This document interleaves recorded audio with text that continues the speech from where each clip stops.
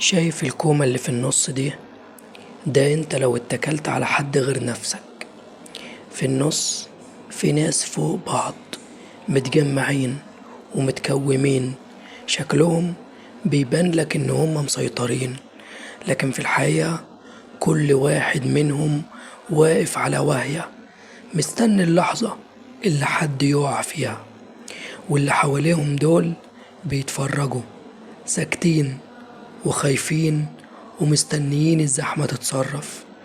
مش كل اللي باين عليه ان هو قوي يبقى هو اللي هيكمل، اما القطيع البعيدة دي لوحدها عندها مساحة تتحرك، وعندها قرار، وعندها شجاعة، وهي اللي لما الكومة دي تنهار هي اللي هتفضل واقفة.